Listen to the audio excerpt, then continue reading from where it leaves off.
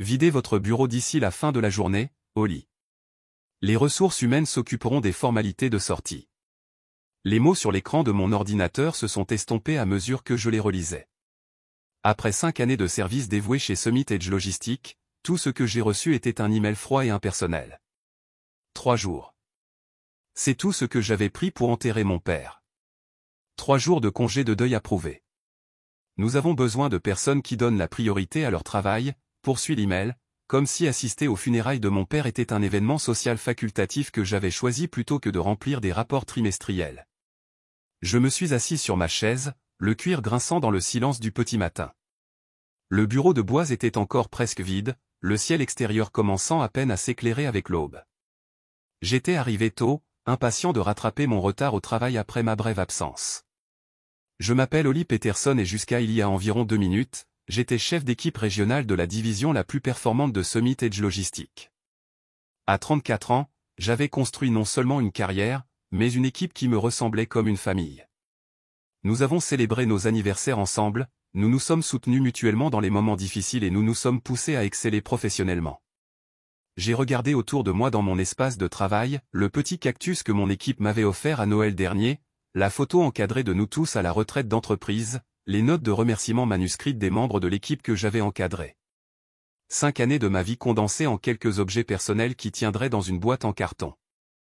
L'avis de licenciement joint à l'email a été signé par Dan Weaver, mon superviseur direct, qui avait personnellement approuvé mon congé de deuil la semaine dernière. Défaut de maintenir une présence adéquate pendant les périodes opérationnelles critiques. On pouvait y lire, la mort de mon père est apparemment survenue au cours d'une de ces périodes critiques indéfinies. Je n'ai pas pleuré.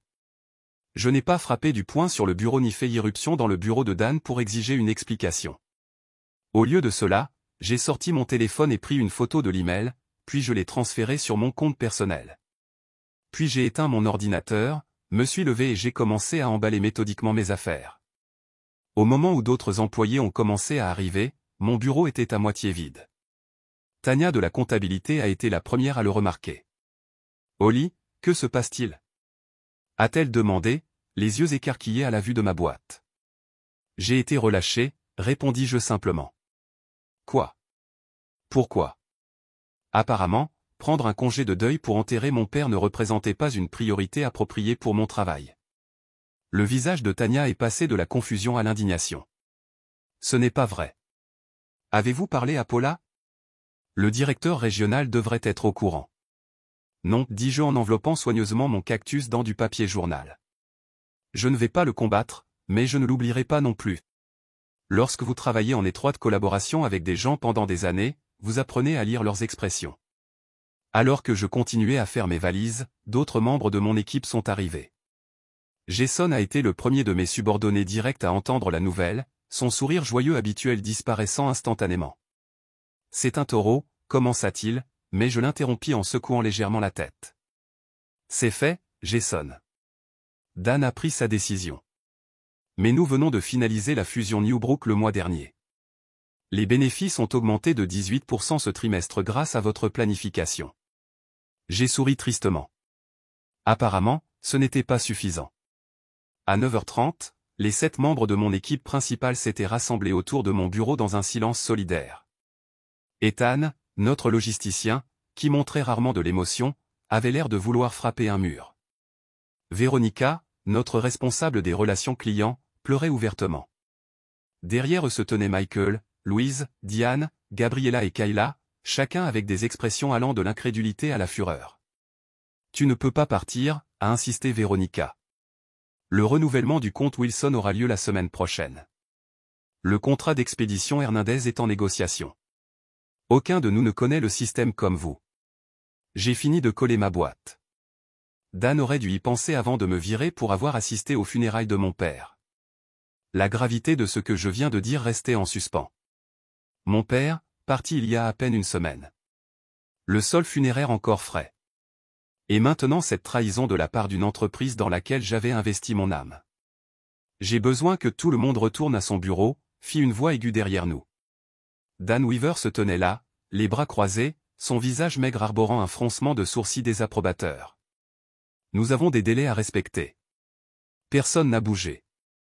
Maintenant, ajouta-t-il, sa voix s'élevant légèrement.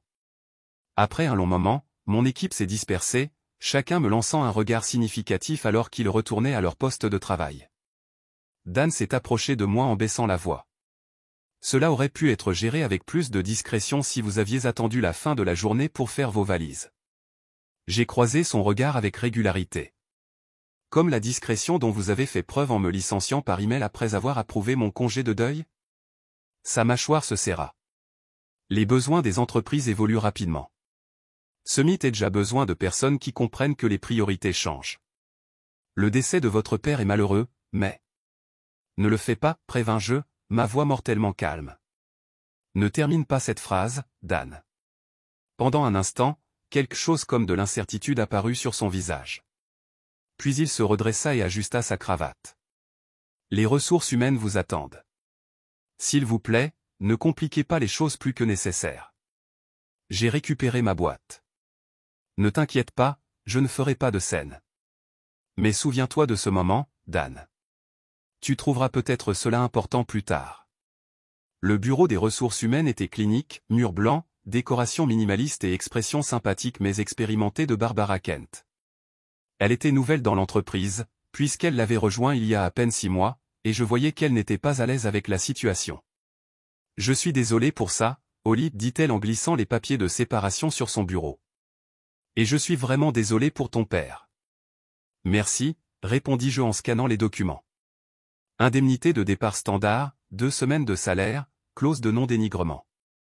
Un rappel de mon accord de non-concurrence qui m'interdisait de travailler pour des concurrents directs pendant 6 mois.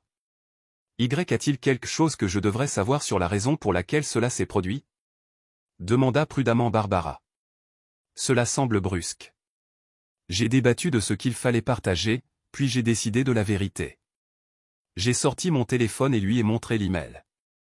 3 jours de congé de deuil approuvés et je suis licencié pour ne pas avoir donné la priorité au travail. L'attitude professionnelle de Barbara a dérapé, ses yeux s'écarquillant. Il s'agit de l'avis de résiliation proprement dit. Juste un email. Aucun plan d'amélioration des performances. Aucun avertissement documenté. Non, rien. Elle fronça les sourcils, prenant une note sur son bloc-notes. Je dois vérifier certaines choses auprès du service juridique. Voudriez-vous m'excuser un instant? Pendant que Barbara sortait, j'ai regardé par la fenêtre. De cet étage, je pouvais voir la rivière Boise serpenter à travers la ville. Mon père avait adoré pêcher dans cette rivière. Il m'a appris la patience là-bas, debout dans des cuissardes alors que le courant passait devant nos genoux. La rivière bouge, Holly Girl, disait-il. Mais les rochers restent stables. Soyez comme les rochers. Barbara est revenue 20 minutes plus tard, son expression soigneusement neutre, mais son sourire serré m'a tout dit. Rien ne changerait. Malheureusement, l'Idaho est un État où l'emploi est à volonté, a-t-elle commencé. L'entreprise a le droit de. Je comprends, l'interrompis-je en signant les documents sans autre argument. Summit Edge peut faire ce qu'il veut, tout comme moi. Elle hésita, puis baissa la voix. Officieusement. Ce n'est pas bien. Si vous vouliez poursuivre l'action. Je ne le fais pas, dis-je fermement. Mais merci. Alors que je traversais le bureau principal en direction de la sortie, j'ai senti des yeux me suivre. Mon équipe a regardé silencieusement, leur visage sombre. Je leur ai fait un petit sourire, mon dernier acte en tant que leader. Dehors, l'air de septembre était étonnamment chaud. J'ai placé ma boîte dans le coffre de ma voiture et me suis assis sur le siège conducteur, m'accordant un moment pour tout traiter. Mon téléphone a sonné avec un SMS. Puis un autre et un autre. Jason, c'est faux. Que pouvons-nous faire? Véronica, ça va? Pouvons-nous nous retrouver plus tard? Ethan. Dan est un imbécile sans âme. L'équipe est furieuse. D'autres messages ont afflué, expressions d'indignation, de soutien, de loyauté. Ces personnes n'étaient pas que des collègues. C'était ma famille professionnelle. J'ai démarré ma voiture, un plan se formait déjà dans mon esprit. Je ne combattrai pas Summit Edge directement. Je ne poursuivrai pas, même si j'avais probablement des motifs. Non, je serai stratégique, patient, comme mon père me l'a appris. Les rochers restent stables pendant que la rivière passe à toute allure. Mon téléphone a sonné. Il s'agissait de Hank Fleming, PDG de Vertex Transport System, le plus grand concurrent de SummitEdge. Nous nous étions rencontrés lors d'une conférence de l'industrie l'année dernière et étions restés en contact. Il essayait de me recruter depuis des mois. Il était temps de rappeler. Le bureau de Vertex Transport System était tout ce que SummitEdge n'était pas: concept ouvert, espace de travail collaboratif et grande fenêtre encadrant l'horizon de Boise. Hank Fleming, un homme costaud avec une barbe argentée et des yeux perçants, m'a accueilli avec une poignée de main ferme. J'espérais que tu appellerais, dit-il en me guidant vers une salle de conférence. Même si j'avoue que je ne m'attendais pas à ce que ce soit le cas dans ces circonstances. La nouvelle a voyagé rapidement dans notre industrie. Hank était déjà au courant de mon licenciement, mais pas des détails. Je l'ai informé pendant que nous nous asseyions, lui montrant l'email de Dan. Ce n'est pas seulement une mauvaise gestion, a déclaré Hank en fronçant les sourcils. C'est inhumain. Le congé de deuil existe pour une raison, répondis-je. SummitEdge a toujours privilégié les profits plutôt que les gens, ai-je poursuivi. Je n'aurais tout simplement jamais pensé que je serais le destinataire. Hank se pencha en avant. Je vais être franc, Holly. Je te veux dans mon équipe. Vertex étend ses opérations dans le nord-ouest du Pacifique et nous avons besoin de quelqu'un avec votre expertise. Le poste de directeur de division est à vous si vous le souhaitez. Mon cœur a fait un bond. Directeur de division. Une avancée significative par rapport à mon rôle chez SummitEdge. Plus de responsabilités, plus d'autorité, un meilleur salaire. Et ma non-concurrence ? J'ai demandé. Hank sourit. Notre équipe juridique l'a examiné. Il est trop large et probablement inapplicable. De plus, nous couvririons tous les frais juridiques si SummitEdge tentait de le faire respecter. Il faudrait que j'y réfléchisse, dis-je prudemment. Bien sûr, répondit Hank. Prenez le week-end. Nous pourrons discuter des détails lundi. Ce soir-là, j'ai rencontré Veronica et Jason au Riverfront Brewing, un petit pub éloigné du centre-ville où nous ne rencontrerions probablement pas d'autres employés de SummitEdge. Ils arrivèrent ensemble, leurs expressions étant un mélange de colère et d'inquiétude. « Comment vas-tu » demanda Veronica en se glissant dans la cabine. « Je vais bien, leur ai-je assuré. Cela a été quelques semaines difficiles, mais je vais retomber sur mes pieds. » Jason renifla. Dan est un imbécile. Le bureau est déjà dans le chaos. Personne ne sait où sont stockés les fichiers de proposition d'Henderson, et l'accès au système que vous aviez n'a été transféré à personne d'autre. Cela ressemble à un problème avec Dan, répondis-je en prenant une gorgée d'eau. Veronica se pencha en avant. C'est bien plus que ça. Tout le monde parle, pas seulement notre équipe. Les gens sont furieux de la façon dont vous avez été traités. Je ne m'attendais pas vraiment à ça. Tu étais respecté, Holly, a déclaré Jason. Pas seulement par nous. La façon dont Dan a géré ça, les gens ont peur maintenant. S'il vous faisait ça, leur chef d'équipe vedette, que ferait-il à quelqu'un d'autre ? Véronique hocha la tête. Paula pose des questions. Le directeur régional a l'air inquiet. Bien, dis-je simplement. Au fur et à mesure que nous parlions, d'autres textes arrivaient d'autres membres de l'équipe. Des histoires similaires de désorganisation, de frustration et de colère envers la direction. SummitEdge ressentait déjà mon absence. « Que vas-tu faire maintenant » demanda Jason. J'ai hésité. J'ai reçu une offre de Vertex. Leurs yeux s'écarquillèrent. Mais ma non-concurrence. Celles-ci ne sont pas toujours exécutoires, dit rapidement Veronica. Elle travaillait quotidiennement avec des contrats et connaissait les aspects juridiques, surtout s'ils vous licenciaient sans motif. C'est ce qu'a dit l'équipe juridique de Vertex. Mais cela reste un risque. Le téléphone de Jason sonna. Il le vérifia et fronça les sourcils. Dan convoque une réunion d'urgence demain matin, samedi. Il n'a jamais fait ça auparavant. L'examen du compte Wilson est du lundi, m'a expliqué Veronica. Personne ne peut trouver vos fichiers d'analyse. J'ai souri légèrement. Ces fichiers étaient correctement stockés sur le serveur de l'entreprise, mais mon système organisationnel particulier n'était pas immédiatement évident pour les autres. Je n'avais pas prévu que cela deviendrait un problème, mais je ne pouvais nier un sentiment de satisfaction. Je devrais y aller, dis-je en rassemblant mon sac à main. Rendez-vous tôt demain. Alors que je m'apprêtais à partir, Jason a attiré mon attention. Holly, Si tu allais chez Vertex, hypothétiquement parlant, embaucherait-il? Je m'arrêtai, étudiant leur visage. Hypothétiquement, oui. Il se développe rapidement. Le regard échangé entre Jason et Véronica m'a tout dit.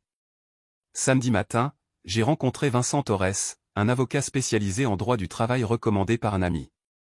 Son bureau était petit mais élégant, avec des diplômes d'université prestigieuses ornant les murs. J'ai expliqué ma situation en lui montrant l'email et l'avis de résiliation. C'est un licenciement abusif classique, a déclaré Vincent en retirant ses lunettes.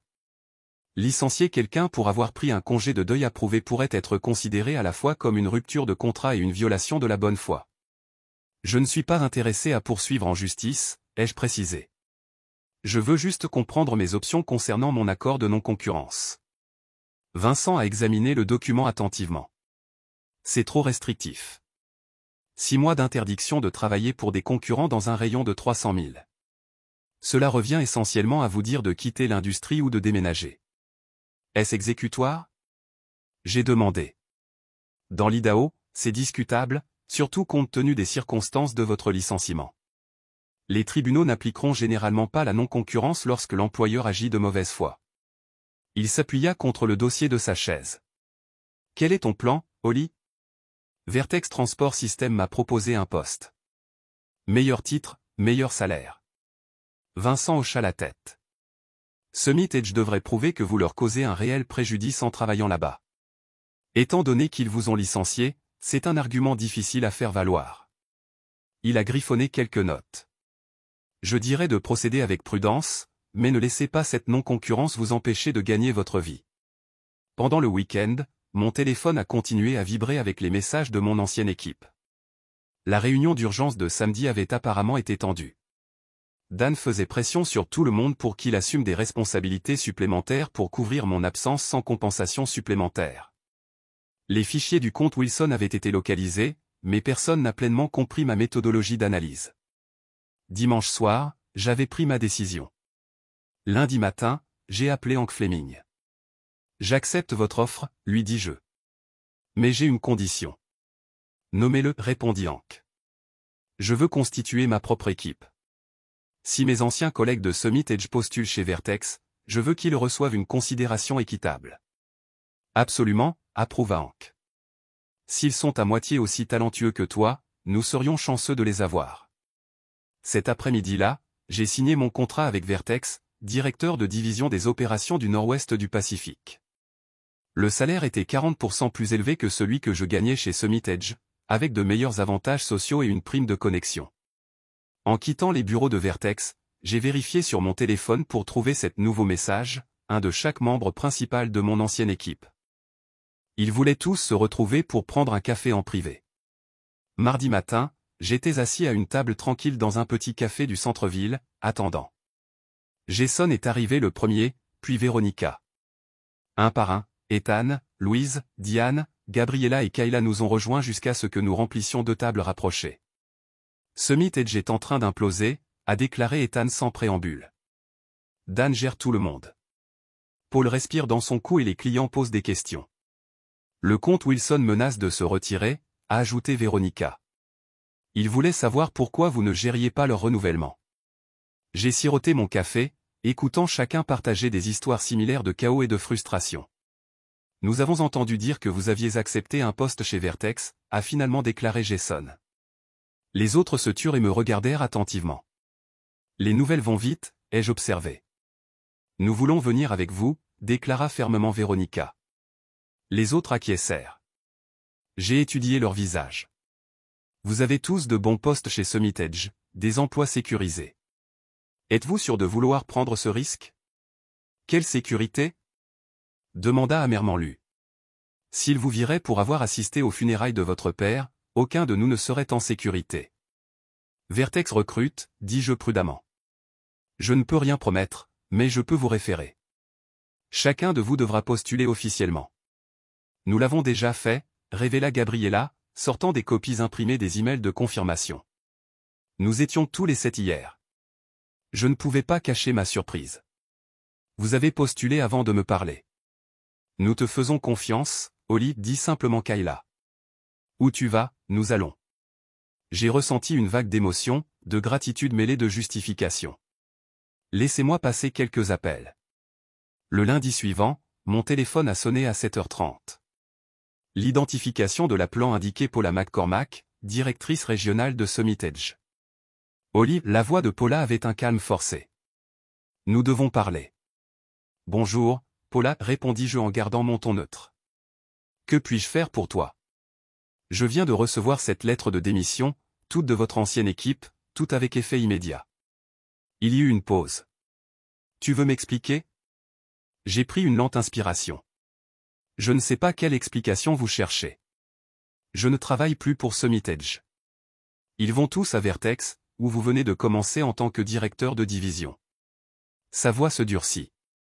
Cela ne semble pas une coïncidence.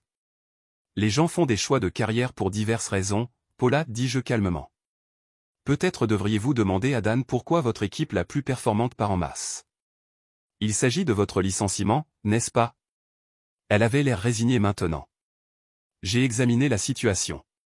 Dan ne m'a pas consulté avant de te laisser partir. Je ne l'aurais jamais approuvé. C'est entre toi et Dan, répondis-je. Cependant, je suis curieux de savoir pourquoi le directeur régional de Summit Edge n'a pas été impliqué dans le licenciement d'un chef d'équipe. Paula soupira.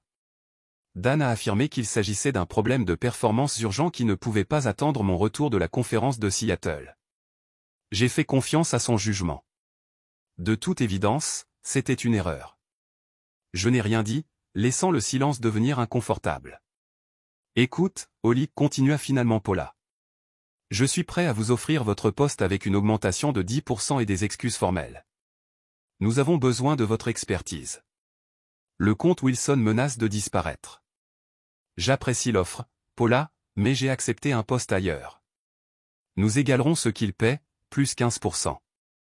Ce n'est pas une question d'argent. Alors que faudrait-il? Il y avait du désespoir dans sa voix à présent. Cet employé clé quittant simultanément, c'est dévastateur.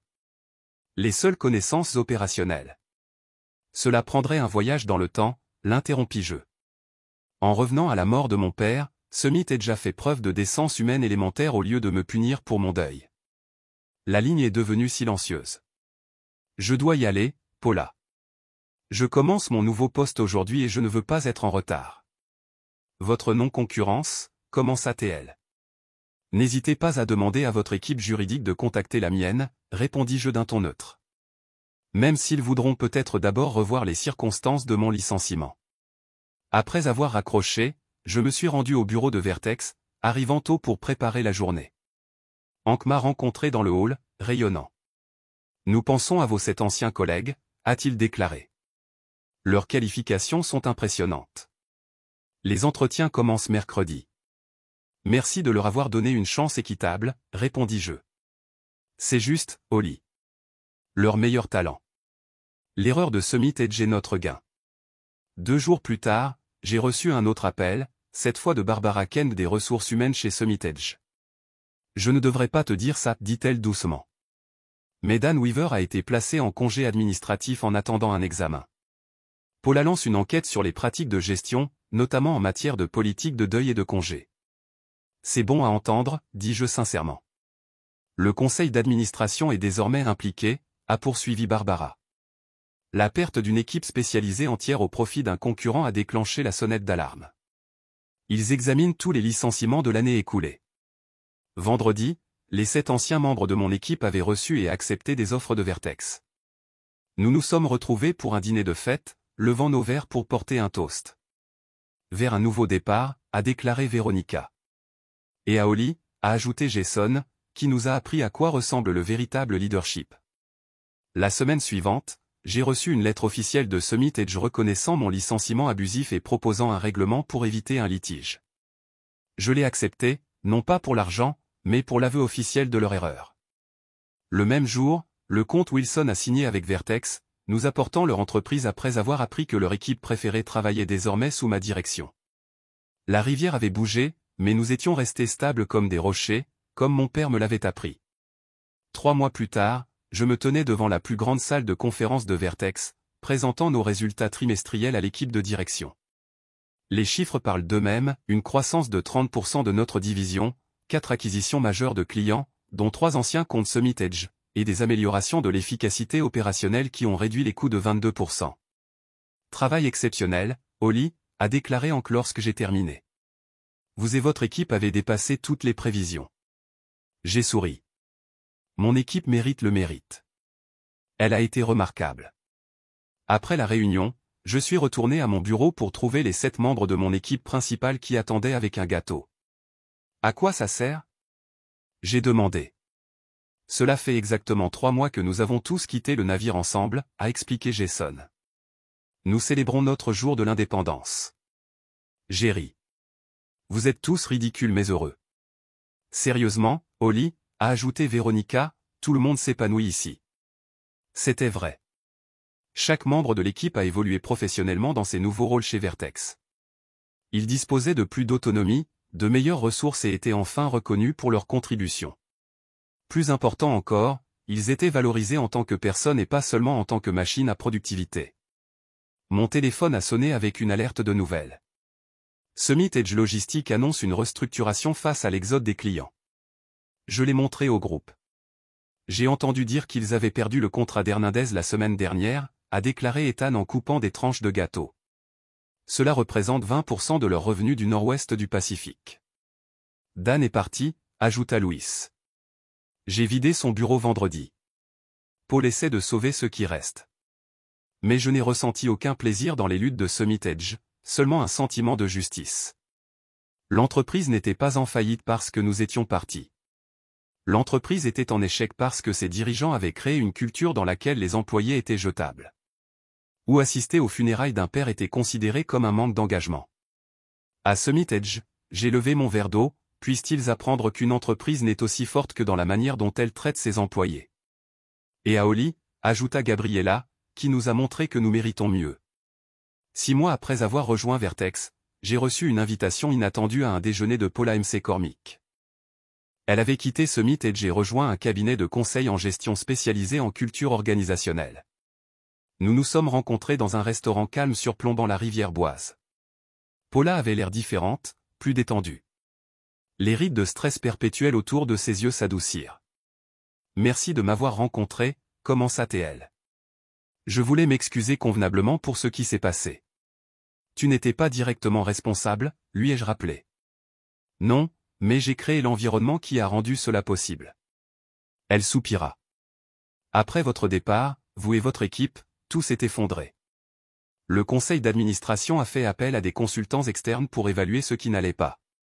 Le rapport n'était flatteur pour aucun d'entre nous, dirigeants. J'ai hoché la tête, attendant qu'elle continue.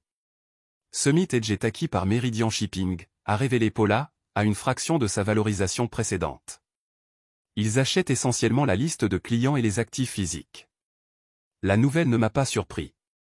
Summitedge subissait une hémorragie de clients et de talents depuis des mois. Et Dan? J'ai demandé. Toujours au chômage aux dernières nouvelles, a-t-elle déclaré. Sa réputation dans l'industrie. Elle s'interrompit. Disons simplement que votre histoire a largement circulé. Je n'avais pas divulgué les détails de mon licenciement, mais je ne les avais pas cachés non plus. Lorsqu'on m'a demandé pourquoi j'avais quitté Summitedge, j'ai répondu la simple vérité. J'ai tiré une leçon précieuse de tout cela, a poursuivi Paula. Maintenant, j'aide d'autres entreprises à éviter les mêmes erreurs. Alors que nous terminions le déjeuner, Paula a posé la question qui, je le sentais, était dans son esprit depuis le début. Est-ce que ça valait le coup de s'éloigner tranquillement au lieu de se battre? J'ai pensé à mon équipe chez Vertex, prospère, motivée et traitée avec respect. J'ai pensé aux clients qui nous avaient suivis et qui recevaient désormais un meilleur service. J'ai pensé à mon père, qui m'avait appris que parfois la réponse la plus forte n'est pas la plus forte. Oui, répondis-je simplement. Les résultats parlent d'eux-mêmes. 1 an après cet email fatidique qui avait changé le cours de ma carrière, Vertex m'a nommé vice-président exécutif des opérations pour toute la région du Nord-Ouest. Ma division était devenue le joyau de l'entreprise, efficace, innovante et affichant les scores de satisfaction des employés les plus élevés de l'organisation. Chacun des 7 membres de mon équipe avait également été promu. Jason dirigeait désormais sa propre division. Véronica a transformé notre approche de la relation client et a gagné une reconnaissance dans toute l'industrie. Les autres s'étaient également distingués, leur talent recevant enfin la reconnaissance qu'ils méritaient.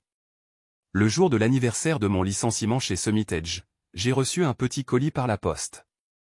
À l'intérieur se trouvait mon vieux cactus, maintenant légèrement plus grand mais toujours florissant, avec un mot de Barbara Kent. J'ai récupéré ceci de votre bureau. J'ai pensé que vous voudriez peut-être le récupérer maintenant. Summit Edge ferme définitivement la semaine prochaine. J'ai placé le cactus sur le rebord de ma fenêtre, où il recevrait beaucoup de soleil. Comme moi, il a survécu à son abandon et a trouvé un meilleur endroit pour grandir. Ce soir-là, j'ai conduit jusqu'à la rivière Boise et je me suis tenu sur la rive où mon père et moi pêchions. L'eau coulait régulièrement autour des rochers, comme toujours.